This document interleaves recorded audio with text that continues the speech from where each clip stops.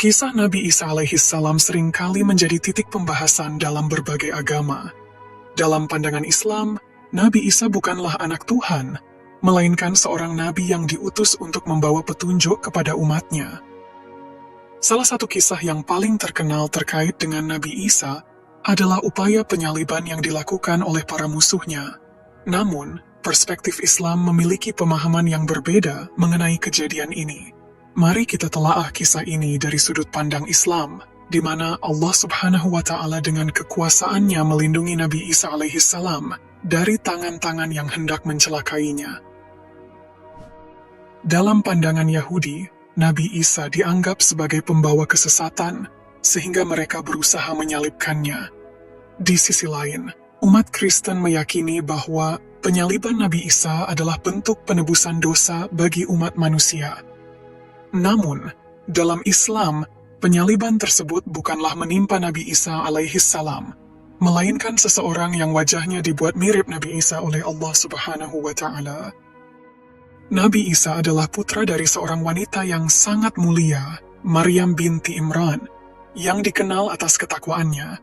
Nabi Isa lahir di Bethlehem, sebuah kota kecil di wilayah Palestina. Dengan mukjizat dari Allah Subhanahu wa Ta'ala, Nabi Isa diciptakan tanpa melalui hubungan suami istri karena Maryam adalah seorang perawan yang suci.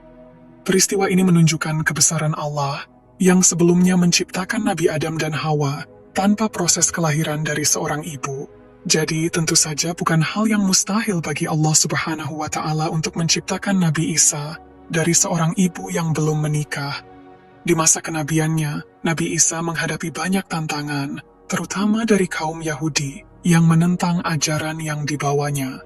Ajaran Nabi Isa dianggap menyimpang, sehingga banyak pemimpin Yahudi yang memusuhi dan berusaha menyingkirkan beliau.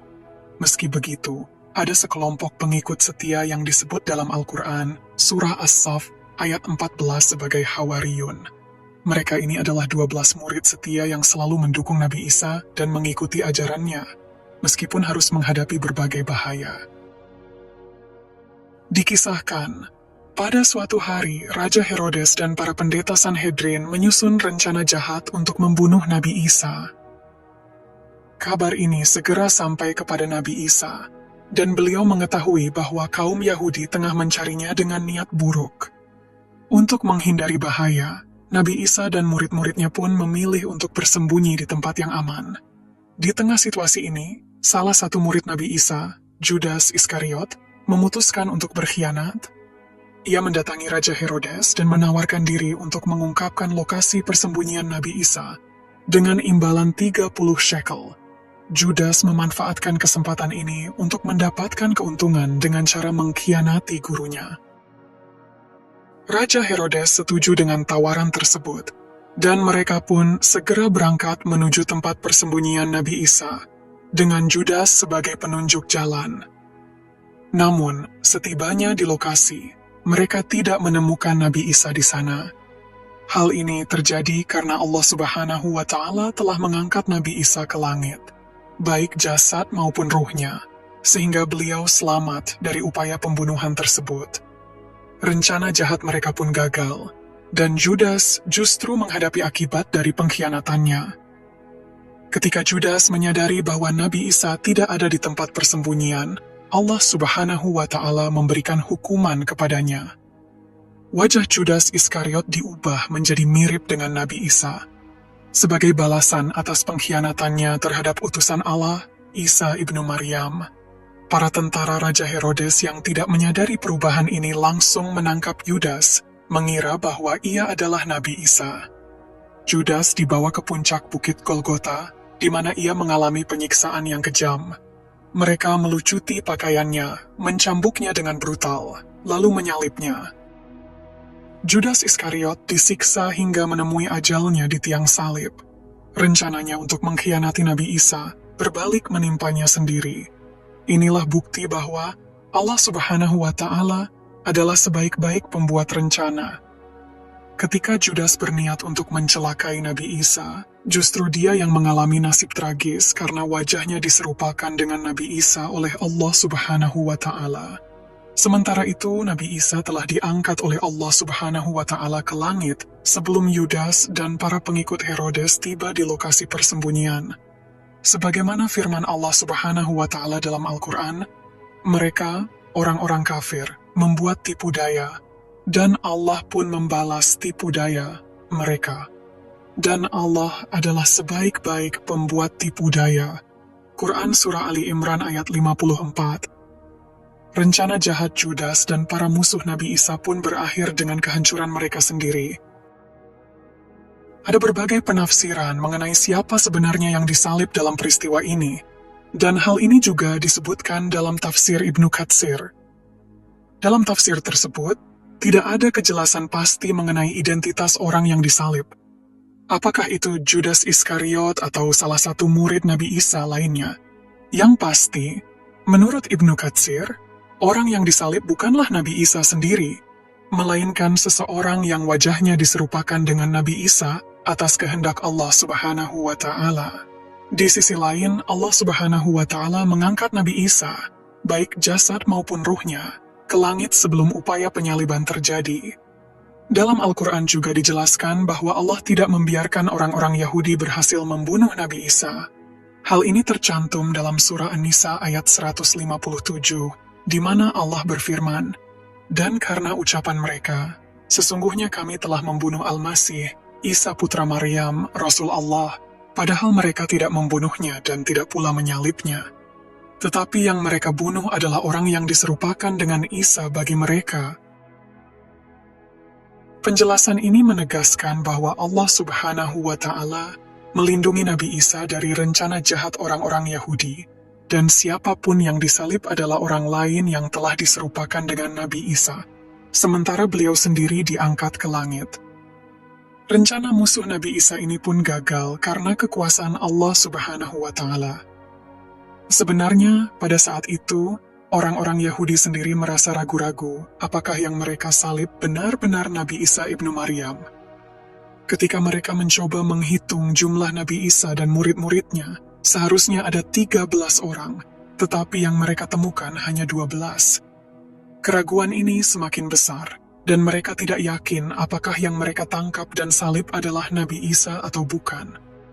Keraguan mereka ini juga dijelaskan dalam Al-Quran, di mana Allah Subhanahu wa Ta'ala berfirman, "Sesungguhnya orang-orang yang berselisih paham tentang pembunuhan Isa, benar-benar dalam keraguan tentang yang dibunuh itu.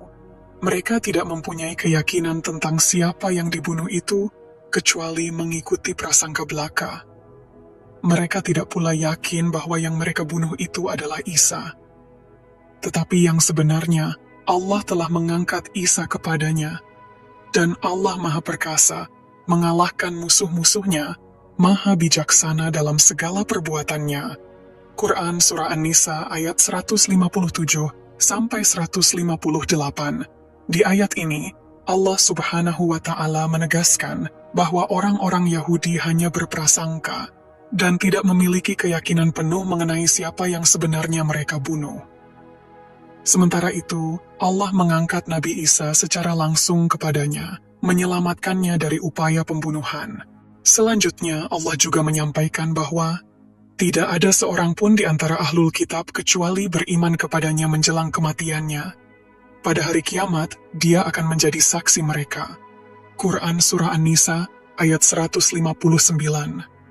Jadi, meskipun orang-orang Yahudi meragukan siapa yang disalib, Allah telah menetapkan bahwa Nabi Isa akan kembali dan memberikan kesaksian di akhir zaman. Nabi Isa alaihissalam hingga kini masih hidup dan berada di langit atas kehendak Allah Subhanahu wa Ta'ala. Sebagai umat Muslim, kita wajib meyakini bahwa Nabi Isa tidak pernah mati di tiang salib. Ketika dunia mendekati fase-fase akhir zaman, Allah Subhanahu wa Ta'ala akan menurunkan Nabi Isa dari langit. Dalam berbagai riwayat disebutkan, Nabi Isa akan turun di Menara Putih yang terletak di sebelah timur kota Damaskus, mengenakan 2 potong pakaian yang dicelup dengan zafaron dan wars. Pada saat itu Nabi Isa akan turun dengan ditopang oleh 2 malaikat, yang membawanya dengan lembut di sayap mereka. Jika Nabi Isa menundukkan kepalanya, akan keluar tetesan air. dan ketika beliau mengangkat kepalanya, air jatuh dari rambutnya seperti butiran mutiara. Nabi Isa juga memiliki napas yang sangat kuat, sehingga siapapun yang mencium aroma napasnya, dan termasuk kaum kafir, pasti akan mati. Napasnya mampu menjangkau sejauh pandangan matanya.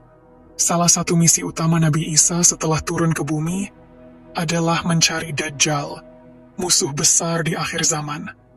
Setelah pertemuan mereka, Nabi Isa akan membunuh Dajjal di pintu Lud. Setelah itu, Nabi Isa akan menemui kaum mukmin yang dilindungi oleh Allah dari fitnah Dajjal, mengusap wajah-wajah mereka, dan memberi kabar tentang derajat mereka di surga. Ketika Nabi Isa turun ke bumi, salah satu peristiwa yang akan terjadi adalah beliau akan mendirikan salat subuh bersama kaum muslimin. Pada saat itu, Imam Mahdi akan menjadi imam salat. Namun, ketika Imam Mahdi melihat kedatangan Nabi Isa, ia akan menawarkan kepada Nabi Isa untuk maju dan menjadi imam. Imam Mahdi akan berkata, "Majulah, wahai Ruhullah, jadilah imam." Namun, Nabi Isa dengan penuh kerendahan hati akan menjawab, "Tidak." Nabi Isa akan menolak tawaran tersebut dan berkata bahwa di antara umat Islam sudah ada pemimpin yang telah dimuliakan oleh Allah Subhanahu wa Ta'ala.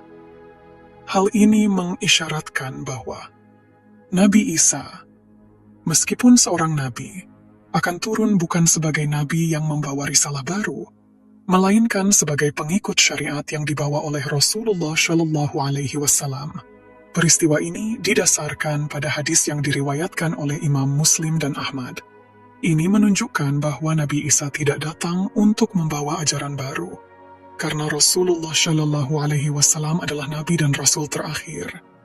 Tidak ada utusan Allah Subhanahu wa Ta'ala setelah beliau, dan Nabi Isa akan kembali di akhir zaman sebagai bagian dari umat Nabi Muhammad.